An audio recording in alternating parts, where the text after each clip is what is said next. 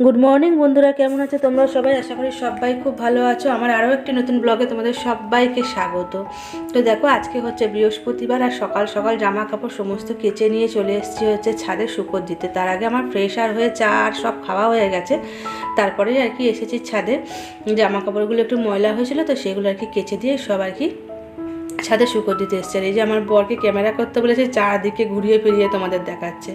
আর আমি এদিকে এই যে জামা কাপড়গুলো নিংড়ে নিংড়ে শুকোর দিয়ে দিচ্ছি। আর এই ওড়নাটা জড়ো করে আছে না, এটা নিচেতে দেবো, উপরে আর দেবো না।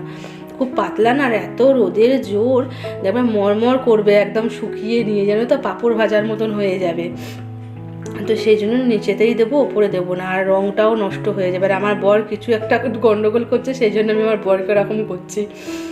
তো যাই হোক, বরকে আর বললাম যে তোমাকে থাক, ক্যামেরা করতে হবে না, আমি এক জায়গায় রেখে নিয়ে এই যে ভিডিওটা শ্যুট করছি, ফোনটা আর বরের সাথে কথা বলছি।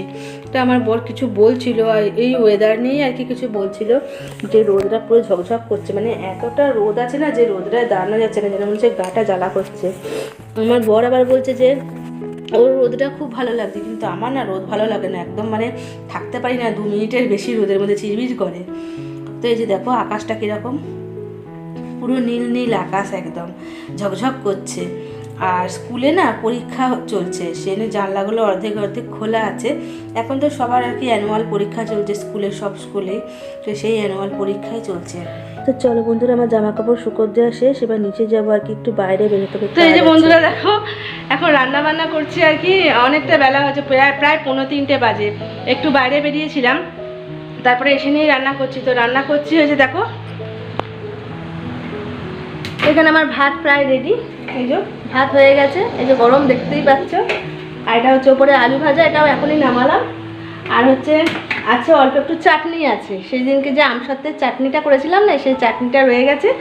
আর কালকের বাঁধাকপি করেছিলাম, বাঁধাকপিটাও রয়ে গেছে, মাছের মাথা দিয়ে করেছিলাম, এটা ফ্রিজে ছিল, এই বার করলাম, এটাকেও গরম করব। আর এই যে দেখো ডাল হচ্ছে। আর আমার বর দেখো পুরো ঘুমাচ্ছে, আমার বরকে আর দেখাচ্ছি না, তো পুরো একদম ঘুমাচ্ছে, একদম নাক ডাকছে। তো বলেছে যে 4টে থেকে তুমি ঘুমাতে পাবে না, তো সেই জন্য বলছে তাহলে আমি আগে একটু ঘুমিয়ে নিই বরং, সেই জন্য ঘুমাচ্ছে। তো যাই হোক, অনেকটা বেলাও হয়ে গেছে, এবার কি ওকে ডেকে খেতে দেবো। ডালটা হয়ে এসে ডালটা নামিয়ে নিয়েই খাবার খেতে বসে যাবো। আর ছাদে এখনও জামা কাপড় আছে, জামা কাপড়গুলো নামাতে হবে, বাইরে বাসন কোসনও আছে, অনেকগুলো কাজকর্ম এখনও পর্যন্ত বাকি আছে। বাইরে যাওয়ার হলে মানে কোথাও গেলে সমস্ত কাজকর্ম আর কি গুছিয়ে না রেখে গেলে পরে না মনে শান্তিই লাগে না। তো আমাকেও সেই কাজটাই করে যেতে হচ্ছে, যেহেতু একার সংসার, যেটা ফেলে রাখবো সেটাই পড়ে থাকবে, এরকম একটা। Good evening. তো এই যে দেখো রেডি হয়ে নিয়েছি, একটু বাইরে বেরো হবো বলে।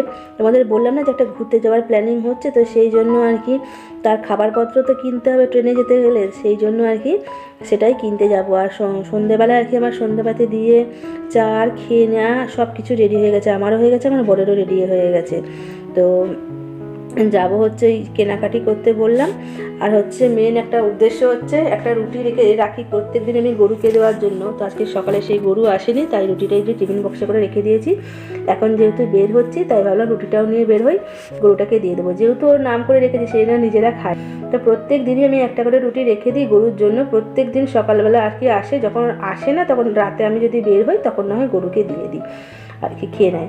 আলু বা অন্য কোনো কিছু দেওয়ার আগে দিলে অতটা খুশি হয় না, রুটি দিলে যতটা খুশি হয়, সেই জন্য আমি রুটিটাই দেওয়ার চেষ্টা করি।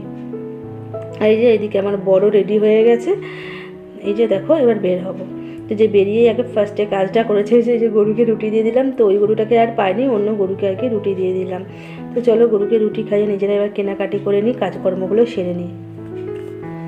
তারপরে এই যে দেখো সব কিছু করে নিয়ে বাইরের বাড়ি চলে এসেছি। আর এই যে জামা কাপড়গুলো বিছানার পাড়ে রেখে দিয়েছি, এগুলো এবার ব্যাগপত্র আর কি গোছাবো। এই যে আমার বরই এগুলো প্যাকিংয়ের কাজটা আমার বর ভালো করতে পারে, এটা আমার দ্বারাই একদমই হয় না, বরাবরই আমার বর প্যাকিংয়ের কাজকর্ম করে।